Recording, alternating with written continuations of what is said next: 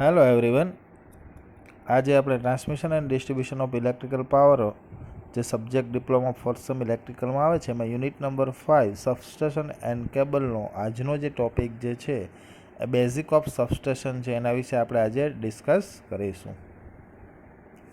તો સૌથી પહેલાં સબસ્ટેશન કોને કહેવાય? ડેફિનેશન ઘણી વખત આપણે એવું કહેતા હોય કે આ જે પાવર જે છે એ આ સબસ્ટેશનથી આવે છે, અથવા એવું કહેતા હોય કે આપણે આ સબસ્ટેશનને જોબ કરીએ છીએ, અથવા તો એવું કહેતા હોઈએ છીએ કે કોઈ સબસ્ટેશનમાં પ્રોબ્લેમ આવી ગયો છે એના કારણે આ જે છે લાઇટ જતી રહી છે. તો આ સબસ્ટેશન છે શું?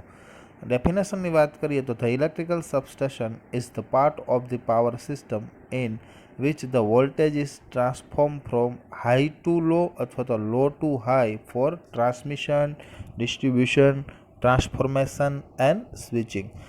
સબસ્ટેશન જે છે હકીકતની અંદર એનું કાર્ય શું હોય છે? તો કે વોલ્ટેજનું ટ્રાન્સફોર્મ કરવાનું, એક જગ્યાએથી બીજી જગ્યાએ વોલ્ટેજને મોકલવાનું કાર્ય કોણ કરે છે? તો કે સબસ્ટેશન કરે છે. પ્લસ કેવા વોલ્ટેજ? અમારે હાઈ વોલ્ટેજ જોતા હોય તો હાઈમાંથી લો વોલ્ટેજ પણ મોકલે છે, અને લોમાંથી હાઈ વોલ્ટેજ જે છે એ પણ ટ્રાન્સમિટ કરી શકે છે. કઈ રીતે ટ્રાન્સમિટ કરી શકે? તો કે એના માટે આપણે ટ્રાન્સફોર્મર યુઝ કરેલું હોય છે. આપણે બધાને ખબર છે કે બે પ્રકારના ટ્રાન્સફોર્મર જે છે આપણે પાવર સિસ્ટમની અંદર યુઝ કરીએ છીએ. One is the step up transformer and second is step down transformer. whenever you use step up transformers, so voltage should be step up, and if you use the step down transformer, so voltage level should be down. Next આપણે જોઈએ તો એના પછી જોઈએ તો બીજા ક્યાં ઇક્વિપમેન્ટનો ઉપયોગ થાય? Circuit breaker. Circuit breaker basically one type of protecting device. It is operated when fault occur in two the circuit. તો સર્કિટ બ્રેકર જે છે આપણે પ્રોટેક્શન પ્રોવાઈડ કરે છે. જ્યારે કોઈ ફોલ્ટ આવે છે ત્યારે લાઇનને શું કરે છે? તો કે બ્રેક કરે છે. સર્કિટ બ્રેકર હંમેશા જે સિગ્નલ જે લેતું હોય કરંટ ટ્રાન્સફોર્મર થ્રુ જ સર્કિટ બ્રેકરને એવું સિગ્નલ મળે છે કે કોઈ પણ સિસ્ટમની અંદર ફોલ્ટ આવે છે, બરાબર, એના કારણે કરંટની વેલ્યુ ખૂબ હાઈ થઈ જાય છે, બરાબર. એટલે આ એક ખાસ વસ્તુ યાદ રાખવાની, સર્કિટ બ્રેકર અને રિલે જે છે એ બંને ઇન્ટરકનેક્ટેડ હોય છે. એટલે કે સૌથી પહેલાં રિલે સર્કિટ કરંટ ટ્રાન્સફોર્મર પાસેથી સિગ્નલ લે છે, અને રિલે જે છે એ સર્કિટ બ્રેકરને સિગ્નલ પહોંચાડવાનું કાર્ય કરે છે. એના પછી બસ બાર એટલે વી ઓલ નો ધેટ કે એક સેમ વોલ્ટેજ લેવલે જે ચાલતું કંડક્ટર જે છે એને આપણે શું કહી શકીએ? Bus bar. Insulator, we know that insulator is one type of આપણે provide to the protection and isolate the system between the conductor and earth, બરાબર. એના પછી આવશે લાઇટિંગ એરેસ્ટર. લાઇટિંગ એરેસ્ટરનું કામ શું હોય છે કે માની લો કે કોઈ જગ્યાએ લાઇટિંગનો મતલબ જ એ થાય, લાઇટિંગ સ્ટ્રોક એટલે કે વીજળી આપણી ભાષામાં, એની અગેન્સ્ટમાં જ્યારે પ્રોટેક્શન પ્રોવાઈડ કરવું હોય ત્યારે લાઇટિંગ એરેસ્ટર જે છે એનો ઉપયોગ કરવામાં આવે છે. આમ ન કરીએ તો કોઈ સબસ્ટેશન ઉપર મોટો બ્લાસ્ટ થવાની સંભાવના રહે છે. Main component of the electrical substation, એટલે કે આ બધા જ જે છે એ સબસ્ટેશનના મુખ્ય પાર્ટ્સ કહી શકાય, બરાબર. Single line diagram of electrical substation. હવે સિંગલ લાઇન ડાયાગ્રામ જે છે આપણે સૌથી પહેલાં જ લેક્ચરમાં ડિસ્કસ કરી ગયા છે, છતાં પણ હું તમને થોડોક ઓવરવ્યૂ આપી દઉં કે ઇન્કમિંગ લાઇન આવતી હોય સબસ્ટેશન ઉપર, એના પછી આઉટપુટ કેબલ બોક્સ હોય કે જ્યાં આપણે આઉટપુટ લઈ શકીએ, એના પછી એક 11 kV અંડરગ્રાઉન્ડ કેબલ જે છે એ સિસ્ટમ તમે જોઈ શકો. એના પછી મીટરિંગ સિટી એટલે કે કરંટ ટ્રાન્સફોર્મર. એના પછી 3 કોર હાઈ ટેન્શન કેબલ જે છે એનો આપણે યુઝ કરીએ છીએ અંડરગ્રાઉન્ડ માટે. એના પછી ટ્રાન્સફોર્મર આવે છે, એના પછી સર્કિટ બ્રેકર આવે છે, અને એલટી લાઇન આવે છે. એલટી લાઇન જે છે એ નંબર ઓફ એની સાથે ફીડર જે છે એ જોડાયેલા હોય છે. માની લો કે મારું ફીડર જે છે એ XYZ ભવનાથ ફીડર હોય કે મોતીબાગ ફીડર હોય કે, તો એવું લખેલું હોય કે 11 kV Moti Bagh feeder, 11 kV Bhavnath feeder, 11 kV XYZ feeder. તો આ જે છે એ આપણે લો ટેન્શન બસ બાર સાથે આપણે ફીડર લીધેલું હોય છે, બરાબર. કનેક્શન ઓફ ધ સબસ્ટેશન, કયા પાર્ટની અંદર સબસ્ટેશન જે છે એનું ડિવિઝન થયેલું હોય એના કનેક્શનનું. ઇન્કમિંગ લાઇન હોય અને પાવર ફીડર કનેક્શન હોય. સેકન્ડ જે છે આઉટગોઈંગ ફીડર હોય for feeding the other subsequent substation, અથવા તો સ્વિચ ગિયર હોય, બીજા સબસ્ટેશન સાથે પણ પાવર ફીડ થતો હોય. Power transformer connection. Power transformer તો ઓલરેડી સબસ્ટેશન હોય ત્યાં હોય જ છે, કેમ કે સ્ટેપ અપ વોલ્ટેજ કરવા અથવા સ્ટેપ ડાઉન કરવા માટે રાખેલું હોય છે. Voltage transformer connection for control and metering. Voltage transformer connection એટલે આપણું શું કહેવાય પોટેન્શિયલ ટ્રાન્સફોર્મર કે જેનાથી આપણે વોલ્ટેજ જે છે એ મેઝર કરી શકીએ અને પ્રોટેક્શન પણ પ્રોવાઈડ કરી શકીએ. હવે આપણે થોડાક ડીપમાં જઈએ. તો circuit breaker is connected between the bus bar and each incoming and outgoing circuit. Circuit breaker જે છે આપણે ખબર છે કે એક પ્રોટેક્ટિંગ ડિવાઇસ છે. જ્યારે પણ કોઈ પણ ટ્રાન્સમિશન લાઇનની અંદર ફોલ્ટ આવે છે ત્યારે એની અંદર એક ફિક્સ કોન્ટેક્ટ હોય છે ને એક મૂવિંગ કોન્ટેક્ટ હોય છે. એ બંને શું થઈ જશે? ઓપન થઈ જશે. એટલે હેલ્ધી કન્ડિશન અને ફોલ્ટી કન્ડિશન જે છે બે સેક્શન જે છે અલગ થઈ જશે. બરાબર. તો એ કનેક્શન કઈ જગ્યાએ કનેક્ટેડ કરેલું હોય? તો કે બસ બારની વચ્ચે કનેક્શન કરેલું હોય. અને બીજું each incoming and outgoing circuit. Incoming circuit હોય ત્યાં પણ લગાવેલું હોય અને આઉટગોઈંગ સર્કિટ હોય ત્યાં પણ લગાવેલું હોય. શું કામ કે ઇનકમિંગ સાઇડથી કોઈ ફોલ્ટ આવ્યો તો પણ પ્રોટેક્શન મળી લે અને આઉટગોઈંગ સર્કિટ જે સેક્શન જે છે એમાં કોઈ ફોલ્ટ આવ્યો તો પ્રોટેક્શન મળી રહે. The isolator is provided on each side of the circuit breaker. Isolator જે છે કઈ જગ્યાએ લગાડેલું હોય? Provided on each side of the circuit breaker. Circuit બ્રેકરની બંને બાજુ આપણે આઇસોલેટર લગાડેલું હોય અને આ isolator always operate when there is no current flow in two the line. આ ખાસ યાદ રાખજો. The current transformer is used for measurement and protection. Current transformer is basically used for measurement of current and provide to the protection. Whenever a fault occur into the system, so current transformer detect to the current and provide the signal to the relay, and relay it is also provide the signal to the circuit breaker, and circuit breaker operate and provide the protection of any transmission line. આગળ જોઈએ તો current transformer are placed on both side of circuit breaker. CT જે છે એ similarly જેમાં કઈ જગ્યાએ લગાડેલો હોય તો કે both side of circuit breaker.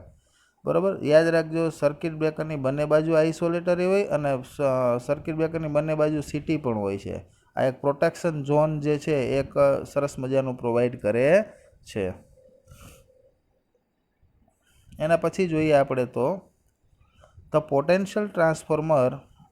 પહેલાં આપણે જોયું કરંટ ટ્રાન્સફોર્મર, હવે આવશે potential transformer is connected to the bus bar and on the incoming line side. Potential transformer હંમેશા માત્ર ને માત્ર ઇન્કમિંગ સાઇડ જ કનેક્ટ કરેલું હોય છે. આ ખાસ યાદ રાખજો. લાઇટિંગ અથવા તો surge arrester are connected phase to ground at the incoming line. Lighting અથવા તો સર્જ અરેસ્ટર કઈ જગ્યાએ લગાવેલું હોય છે? તો કે એ જે છે ફેસ ટુ ગ્રાઉન્ડ અને incoming line as the first apparatus and also the terminal of transformer and capacitor bank. Lighting arrester અથવા તો સર્જ અરેસ્ટર છે એ કોઈપણ સબસ્ટેશનનું પહેલું જે છે એમ કહી શકાય કે ઇક્વિપમેન્ટ જે છે પ્રોટેક્શન માટે આપણે કહી શકીએ. The terminal of shunt reactor and the terminal of the generator. The terminal of the large motor to divert switching. બરાબર. એના પછી શન્ટ રિએક્ટરનો પણ આપણે ઉપયોગ કરી શકીએ. તો આ પોટેન્શિયલ ટ્રાન્સફોર્મરનો ઇન શોર્ટ ઉપયોગ જે છે એ ઓવર વોલ્ટેજની અગેન્સ્ટમાં પ્રોટેક્શન કરે છે અને મેઝરમેન્ટ કરે છે. લાઇટિંગ અરેસ્ટર અથવા તો સર્જ અરેસ્ટર જે છે કોઈ જગ્યાએ સબસ્ટેશનને પ્રોટેક્શન પ્રોવાઈડ કરવું છે તો એનો પહેલો પાર્ટ કહી શકાય પ્રોટેક્શન માટેનો. જે ઉપરથી તમે ઘણીવાર જોયું હશે તો જ્યારે સબસ્ટેશનની અંદર આપણે વિઝિટ કરવા ગયા હતા ત્યારે આ રીતે પહેલો જ જે પ્રોટેક્ટિવ ડિવાઇસ જે છે લાઇટિંગ અરેસ્ટર હતું. હવે selection and location of the site for an electrical substation. માની લો કે મારે કોઈ જગ્યાએ સબસ્ટેશન જે છે લોકેટ કરવું છે. બરાબર. તો એની અંદર ક્યાં મારે ફેક્ટર જે છે એ સિલેક્શન કરવા ટાઈમે ધ્યાનમાં રાખવો જોઈએ. Type of substation. પહેલી વસ્તુ એ કયા પ્રકારનું સબસ્ટેશન તમે ઇસ્ટાબ્લિશ કરો છો. તો category of the substation is important for its location. Location select કરતાં પહેલાં કયા પ્રકારનું સબસ્ટેશન નાખવું છે એ આપણી પાસે ડિસાઇડ હોવું જોઈએ. For example a step up transformer is point where power from various sources pulled up and step up for long distance transmission should be located as cool as possible to minimize the losses. હવે માની લો કે step up transformer છે તો એના માટે આપણે જોવું જોઈએ કે કયું લોકેશન સારું છે અને એને સૌથી પહેલાં કઈ જગ્યાએ લોકેટ કરવું જોઈએ. તો કે કુલ એરિયા હોય એ જગ્યાએ પોસિબલ હોય તો કરવું જોઈએ કે જેથી કરી અને લોસીસ જે છે મિનિમાઇઝ કરી શકીએ. સિમિલરલી સ્ટેપ ડાઉન ટ્રાન્સફોર્મર હોય તો એને લોકેટ ક્યાં કરવું જોઈએ? તો કે લોડ સેન્ટરની બાજુમાં જ એને આપણે લોકેટ કરવું જોઈએ, જેનાથી ટ્રાન્સમિશન લોસમાં ઘટાડો થઈ શકે અને બીજા નંબરની અંદર કોસ્ટ જે છે ડિસ્ટ્રીબ્યુશન સિસ્ટમનો એ ઘટી જાય અને બીજું એવું કહી શકાય કે રિલાયબિલિટીમાં વધારો થશે. તો કયા પ્રકારનું સબસ્ટેશન રાખવું છે? સ્ટેપ અપ અને સ્ટેપ ડાઉન ટ્રાન્સફોર્મરના આધારે સબસ્ટેશન નક્કી કરી એની આપણે જગ્યા સિલેક્ટ કરવી જોઈએ. એના પછી આવશે availability of suitable and sufficient land. જે જગ્યાએ તમારે સબસ્ટેશન નાખવું છે તો એની સફિશિયન્ટ લેન્ડ છે એ ખાસ વસ્તુ જોઈ લેવી જોઈએ. તમારે કોઈ પણ સિટીની અંદર તમે સબસ્ટેશન જે છે એ ક્યારેય લોકેટ કરી શકો નહીં. બીજા નંબરમાં બહુ ઓછા એરિયાની અંદર જો સબસ્ટેશન નાખો તો એનું જે સબસ્ટેશનની જે આખી ડિઝાઇન છે એ ખૂબ કોમ્પ્લેક્સ બની જાય છે. એટલે ઓછા એરિયાની અંદર પણ સબસ્ટેશનનું તમારે લોકેટ કરવું પોસિબલ નથી. The land selected for a substation should be level and open from all side. Substation તમે એક વખત લોકેટ કરો તો એની બધી બાજુ જે છે એ ઓપન હોવી જોઈએ. It should not be water logged particular in the rainy season. બરાબર, એટલે ક્યાંય પણ કોઈ જગ્યાએ રેઇની સિઝનની અંદર પણ પ્રોબ્લેમ ન થાય એનું એક ખાસ ધ્યાન રાખવું જોઈએ. The site selected for substation should be such that approach of transmission line and their takeoff can be easily possible without any obstruction. જ્યારે તમે સાઇટ સિલેક્ટ કરો છો બરાબર, તો ટ્રાન્સમિશન લાઇન જે ટેક ઓફ કરી શકે એવી જોઈએ અને બીજું એ કોઈ એની અંદર ઓબ્સ્ટક જે છે એ ક્રિએટ થવા જોઈએ નહીં. The place near to the aerodrome shooting practice ground attraction should be avoided. જે જગ્યાએ તમે સબસ્ટેશન જે છે એસ્ટાબ્લિશ કરો છો તો એરોડ્રામ એટલે કે ન હોવું જોઈએ. એટલે આપણે આપણી લેંગ્વેજમાં કહીએ તો એરપોર્ટ, બીજા નંબરની અંદર શૂટિંગ પ્રેક્ટિસ ગ્રાઉન્ડ એવું પણ ન હોવું જોઈએ. આ બધી વસ્તુ અવોઇડ કરવી જોઈએ. જ્યારે તમે કોઈ સબસ્ટેશન નાખતા હોય અને જગ્યા જોતા હોય ત્યારે કયા કયા ફેક્ટર ધ્યાનમાં રાખો એ આમાં આપણે સમજવાનું છે. કોમ્યુનિકેશન ફેસિલિટી પહેલાં તો હોવી જોઈએ. Suitable communication facility is desirable at the propose station both during and after its construction. તમે પહેલાં જ્યારે સબસ્ટેશન જે છે ઇસ્ટાબ્લિશ કરતા હોય અને એક વખત કન્સ્ટ્રક્શન થઈ ગયા પછી એમાં પ્રોપર કોમ્યુનિકેશન થઈ શકે એવી જગ્યાએ હોવું જોઈએ. It is better therefore to select the site alongside the existing road to facilitate an easier and cheaper transportation. કોઈ જગ્યાએ તમારે પહોંચવું હોય તો તમે ઇઝીલી પહોંચી શકો છો. એવું ન હોય કે જંગલમાં આપણું સબસ્ટેશન હોય તો ઘણા પહાડોમાં વચ્ચેથી થઈને પસાર થવું પડે તો આપણો ટાઈમ ખૂબ જ લઈ લે. એક તો ટ્રાન્સપોર્ટેશન, બીજી વસ્તુ મોકલાવી હોય તો ઇઝીલી પહોંચી જાય. એ રીતેની કોમ્યુનિકેશન ફેસિલિટી હોવી જોઈએ. એટમોસ્ફેરિક પોલ્યુશન, આ ખાસ યાદ રાખવાનું. જે જગ્યાએ એટમોસ્ફેરિક પોલ્યુશન હોય, ડસ્ટ પ્રોડ્યુસ થતી હોય, એર ફર્નેસ હોય, તો ગેસ કોઈ જગ્યાએ કોડિંગ થતો હોય બરાબર, તો આ જ પ્રોડ્યુસ થતો હોય તો આ જગ્યાએ આપણે સબસ્ટેશન નાખવું પોસિબલ નથી. And the area near the sea coast may be more humid and it's harmful to the proper running of the power system. દરિયા કિનારે જો તમે સબસ્ટેશન નાખો તો એની અંદર મોઇશ્ચર આવવાનો છે. મોઇશ્ચરના કારણે સિસ્ટમ જે છે એ ડાઉન કરે છે. એટલે આ એક વસ્તુ ખાસ યાદ રાખજો, ભેજ પણ લાગવો જોઈએ નહીં. Thus the substation should not be locate near the factory અથવા તો સી કોસ્ટ. એટલે ખાસ કરીને કોઈ નજીકના ઇન્ડસ્ટ્રીઝ એરિયા હોય અથવા તો જીઆઈડીસી એરિયા હોય પણ ત્યાં પણ સબસ્ટેશન નાખવું પોસિબલ નથી. એના પછી આવશે availability of essential facility to the staff. The site should be such where staff can be provide essential facility like school, hospital, drinking water, housing. આ બધી વસ્તુઓ જે છે આ ફેસિલિટી હોવી જોઈએ.